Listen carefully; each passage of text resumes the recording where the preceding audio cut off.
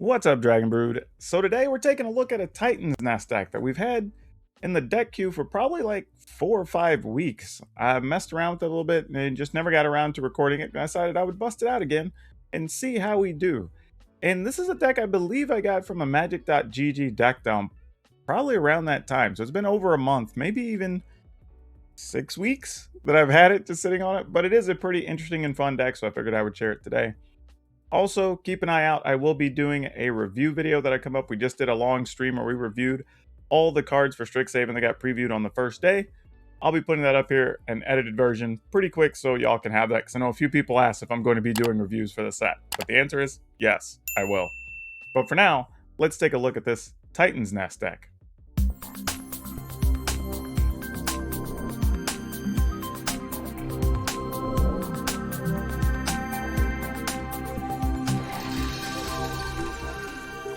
Okay, so the purpose of this deck really is to make use of Titan's Nest, right? So the more things you have that have colorless pips in it, I guess, or colorless mana requirements, actually allows you to take a lot of advantage of this. And the thing is, you get to play some really big spells here, like we're getting to play Shark Typhoon, Garrick, Coma. Get to do some really big things in the games just because of Titan's Nest existing. Now, I will say this. Titan's Nest does suffer if you're playing against something that plays, say, like Elspeth's Nightmare, right? Because it just clears out your graveyard. But conversely, it can actually be a really good card against something like Rogues, where you can just keep your graveyard empty. I mean, something that really isn't that big of a deal in most matches, but it is randomly good there against those mill decks.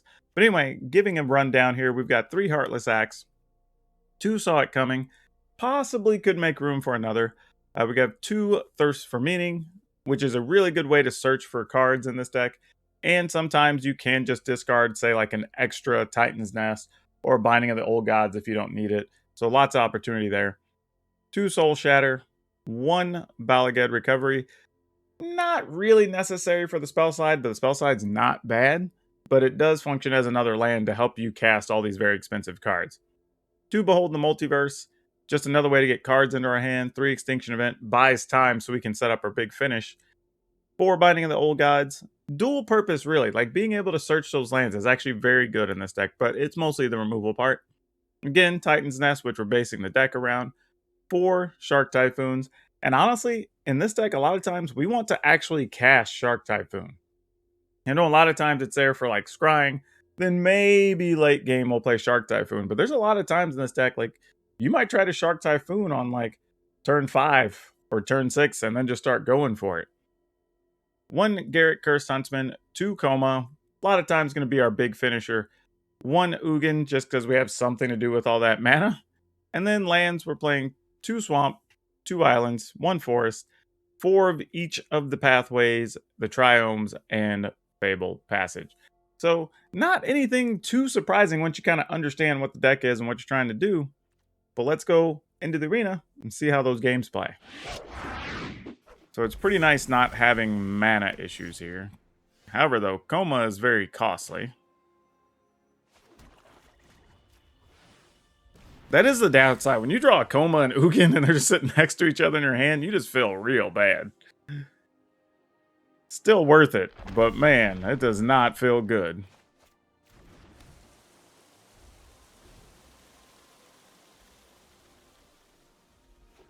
Okay, I guess we'll try to cast this. You probably have a counter. I'm with it, though.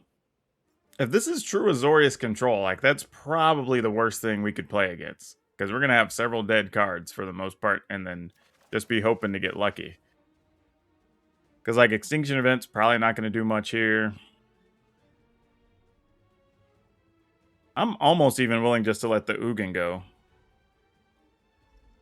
I mean, Coma's fine, because that can't be countered. Alright, so let's let go of Ugin. Extinction Event? That feels gross, but it's probably right. And then I guess I'll just hide that one away till later. And pass the turn. Alright, They get a 1/1 shark. I might just kill that 1/1 shark next turn. Have something to do with my Blood Chief's Thirst. Oh, so now they want to counter some things. Sure. Well, if you're going to counter, you're not going to get to stop me from drawing. Ooh. Actually, I'll take the Titans Nest. Oh, well, I get 2 Titans Nests. Well, I guess the good news is we get 2 shots at it if that's a counter in the opponent's hand. So there's that, I suppose.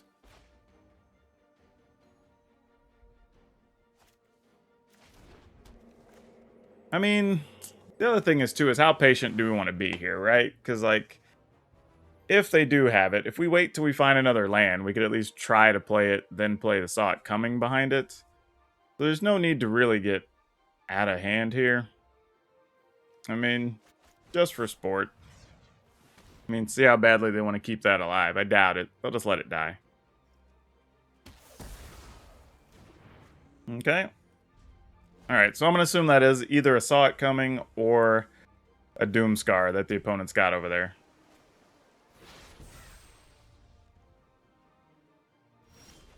Okay. Go Titan's Nest. Because we have a second Titan's Nest, I'm not even sure I want to counter it. Because I almost feel like we could just try again next turn. And I'm kind of alright with that. Plus, if they do something we find scarier here, we'd probably be better off fighting on their turn. Okay, well, more counters.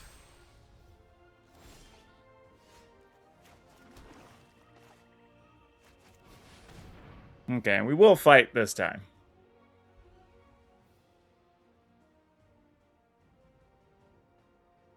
I mean, who knows, though? Maybe it's still like... Oh, Disdainful Stroke. Alright, fair enough. It's possible, though. They go ahead and use another Saw It Coming. We lose our Titan's Nest. It means, though, they don't have anything like Elspeth's Night... Or, Elspeth Conquers Death, which is good. So now they get to cast whatever big thing they want to cast here, which is probably just like Epiphany or something. Nope, it's a whole lot of things here for Tell, but they're not really doing much anything. Interesting. All right. I mean, if all you have is Doomscars, then bring it, I guess.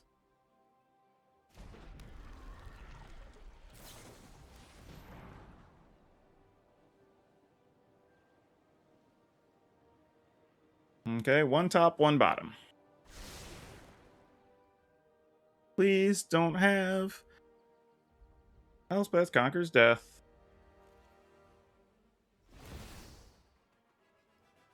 I guess worst case, we at least get a 3/3 out of the deal, huh? And that would make it easier for us to resolve our Shark Typhoon.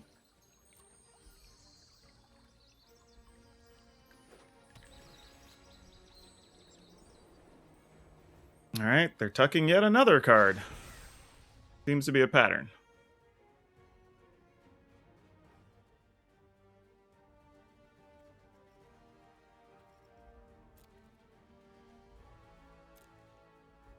Nothing, huh? Okay. I mean, I guess we could freely Titan's Nest here with no problem. Doing this pre-combat just so if they had any combat tricks or whatever, they're kind of forcing their way into having to use it. Alright, we're going to attack for 9. And Typhoon for 3. Sure. Now this opens the door for us to resolve a Shark Typhoon.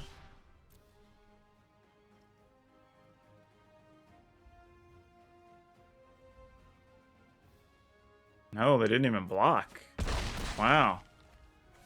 Why would you not block there? Okay. Well, hold on. What if their plan is just Ugin next turn? Because that would be 8 mana. But even then, you would just block if you were going to Ugin, right? If you knew you already had it. So never mind. That doesn't make sense. Continue on. Ignore what I was thinking. See, sometimes y'all just get my actual, like, stream of consciousness thoughts there. I'm doing this just so I can leave mana open. I don't know what I would need to Essence Scatter. Maybe it's a Dream Trawler or something.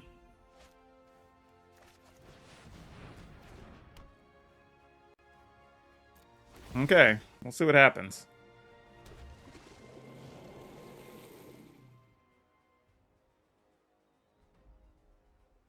Okay, they're foretelling more things. I don't know what's happening here. Yeah, I mean, this is lethal if the opponent doesn't have something. I mean, I guess I could always bounce a Coma. That's reasonable. But I mean, we're going to tap a Shark.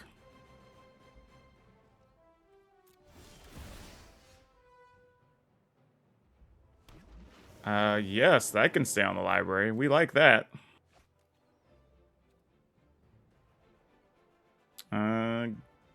Go to attacks.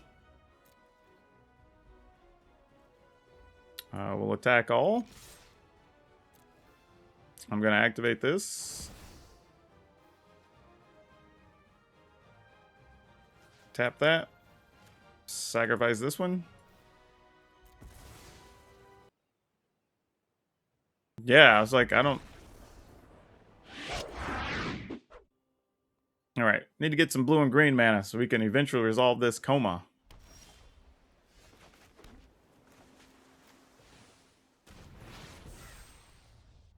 Still not sure how much I like Foretell. I feel like I'll need another round of it and some other cards with Foretell before I really have a good appreciation of it. I feel like we all kind of see like the same 6 or so Foretell cards because those are the best ones to play with, so it makes sense. But nothing really comes of it, you know? What do we do here?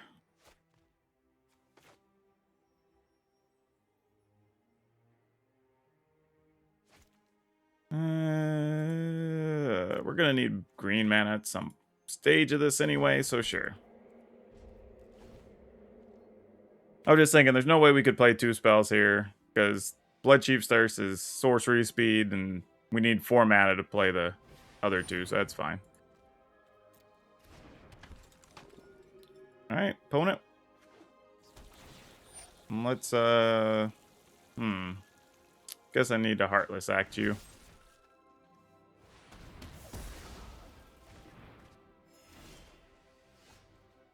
We will go get a blue land.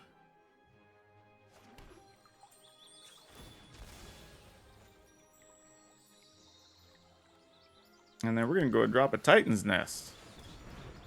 It might be Coma next turn, y'all. Actually, I say that. We're probably better waiting till I can, like, back it up with a counter or something. So otherwise, we are just leaving Coma there to die, doing some, like, instant speed removal.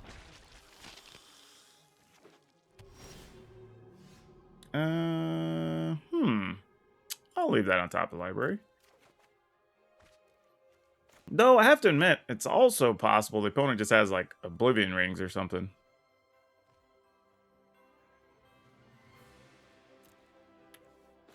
It's fun, though. I hadn't seen a version of this deck in a while.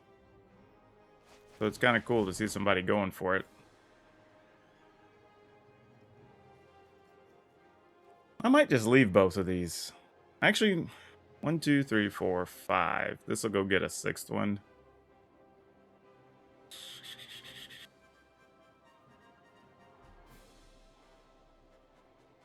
Yeah, I don't hate it. Sure.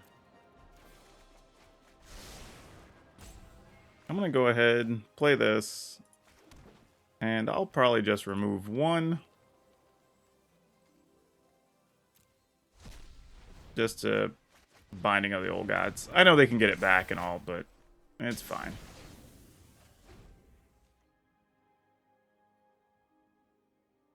I'm also kind of slowly baiting stuff out, because if the opponent doesn't get rid of either of these, that's going to tell us, like, they don't have Elspeth Conquers Death, they don't have Oblivion Rings. So then I'm starting to look out for, like, do they have maybe Heartless Axe or some other instant speed removal of their own?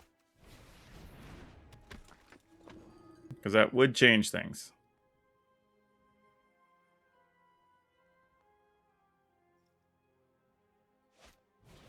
Alright, Hollow Priest. Good news, I have removal. Bad news, I can only kill one of them. I lied. Nope, I can still only kill one of them. Leave that on the library, though. That's important. Let's go ahead and get the Zagoth Triome. Guess I'll put this on blue. Okay, so we can Coma and then kill that. And if they just have an answer to Coma, they have an answer to Coma. I'm willing to gamble at this point. They haven't proven to be a well, 1, 2, 3, 4, 5, 6. So we could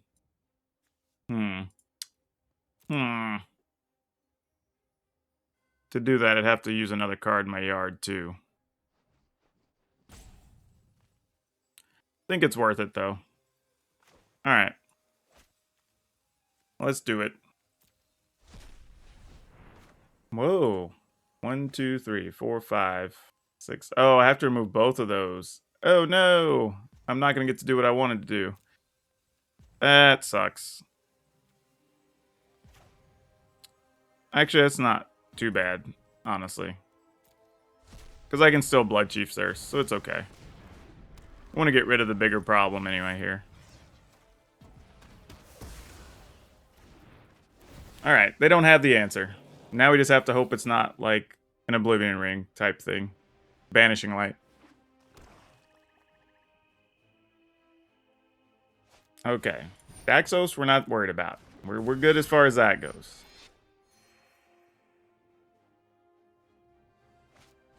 Face Fetters. Alright, that just keeps us from attacking or blocking. We're not too worried about that.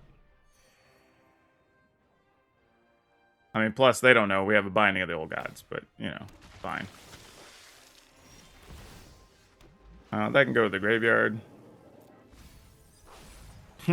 A backup Coma. Look at that. Okay, how do we want to do this?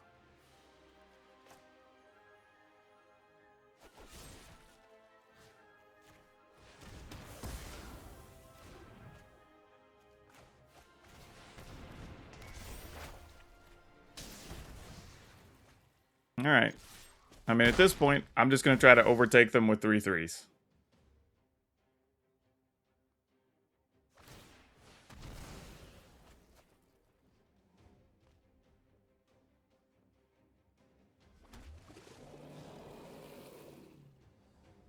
Just saying, if you got it, you got it.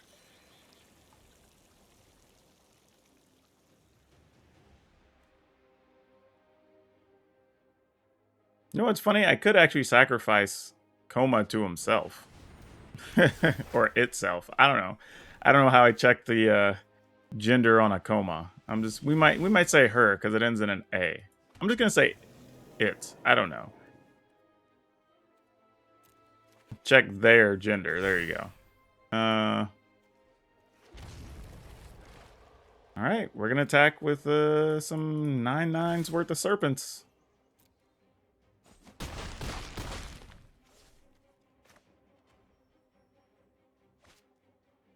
Guess I'm gonna foretell this just because there's a chance that we may want to do it during their instep, I guess. And still give us a chance to cast whatever we draw if it's instant speed.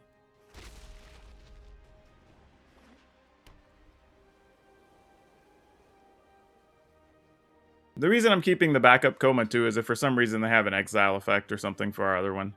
No need to replace it unnecessarily. Speaking of which, there we go. It wasn't an exile effect, but a way to get rid of it.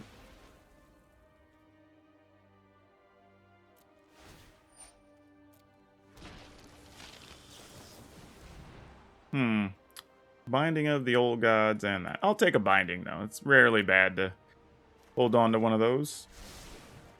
Ooh, a Shock Typhoon. How lovely.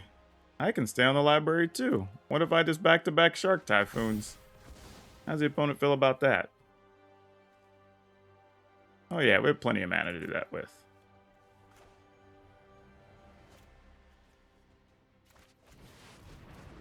Alright, this is just kind of crazy. But, because we can, here comes a lot of shark action.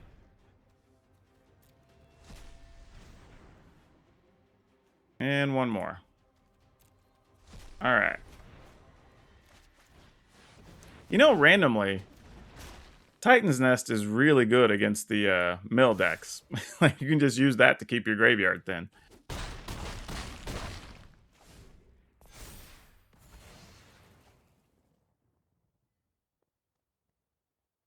Yeah, I'm not sure what the opponent's best out is here, but it's probably not going to be looking good.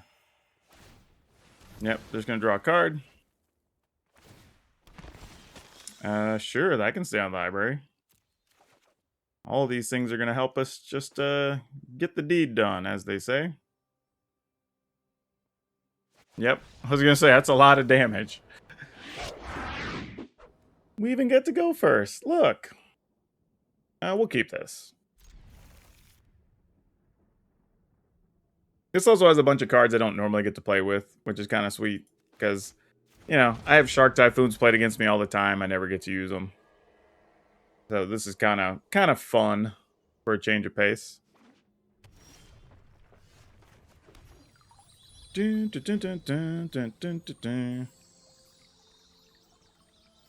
I actually can't remember the last time I cast Palaka Predation. This should be interesting.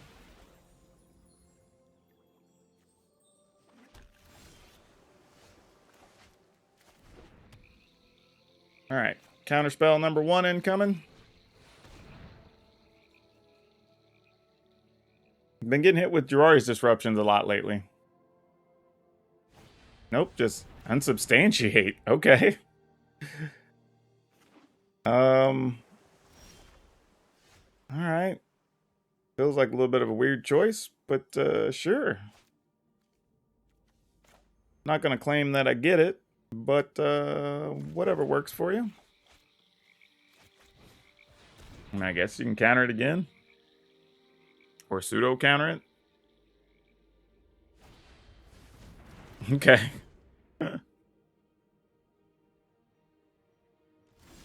Man, they bought time, I guess.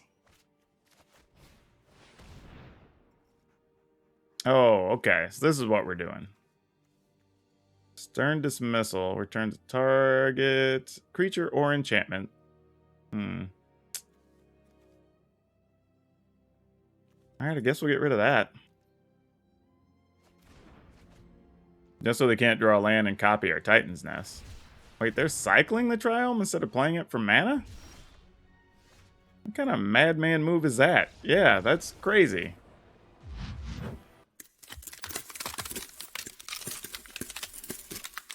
So there you have it. This deck is a lot of fun. It's a little difficult to play, and the games are a little bit long, but if you want to play something different, using cards you don't get to play with that often, this is one of the decks that I think you really enjoy. Like I said, you do have some issues with things that are like clearing your graveyard, and I think we got lucky in one of the games we played earlier against Azorius Control, but that can be a really difficult matchup too, because your cards aren't necessarily that great against them, as though both sides can end up with some dead cards because you don't really care about their board sweepers and whatnot, and they don't really care about your spot removal.